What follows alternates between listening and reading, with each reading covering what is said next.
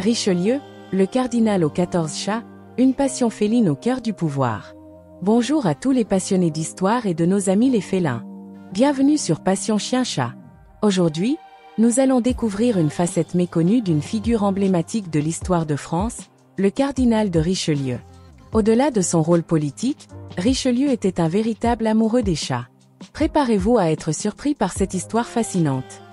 Un Richelieu, un cardinal félin, une passion insoupçonnée.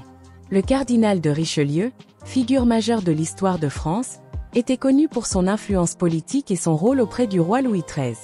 Mais saviez-vous qu'il vouait une véritable passion aux chats? Il avait une préférence pour les chats à poils longs, comme les persans et les angora turcs. 2. Le palais cardinal et la chatterie, un refuge pour félins. Pour être proche du roi, Richelieu fit construire le palais cardinal, devenu le palais royal. À côté de sa chambre, il aménagea une chatterie, une pièce dédiée à ses nombreux chats.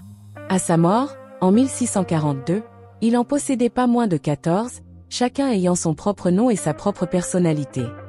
3. Une vie de chat privilégiée, soins et affection. Les chats de Richelieu vivaient une vie de luxe. Ils avaient leur propre médecin et 2 domestiques pour les servir.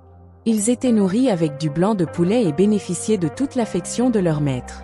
Richelieu travaillait souvent avec un chat sur ses genoux, et il arrivait même que des chatons dorment dans ses manches pendant les conseils des ministres. Il alla jusqu'à faire un testament léguant une maison et une pension à ses fidèles compagnons.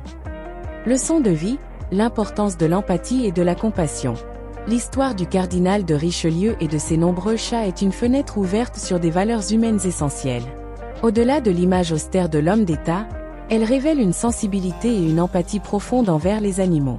Richelieu, figure de pouvoir et de rigueur, démontre que la tendresse et la compassion ne sont pas des faiblesses, mais des qualités qui enrichissent notre humanité.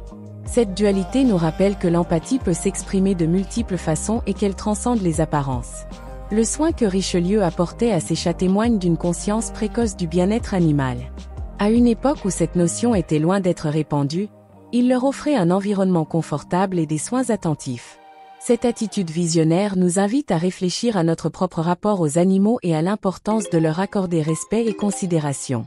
Enfin, la relation privilégiée entre Richelieu et ses chats illustre le pouvoir réconfortant de la compagnie animale. Ces félins n'étaient pas seulement des animaux de compagnie, mais des sources de joie et de réconfort dans la vie du cardinal. Cette histoire nous encourage à cultiver des liens positifs avec les animaux, à reconnaître leur rôle bénéfique dans nos vies et à apprécier la richesse de leur présence. Question pour tester vos connaissances. Quelle était la race de chat préférée du cardinal de Richelieu? A. Siamois. B. Persan et angora turc. C. Européen. Réfléchissez bien. La réponse arrive bientôt. La bonne réponse est B. Les persans et angora turcs sont les races de chats préférées du cardinal de Richelieu.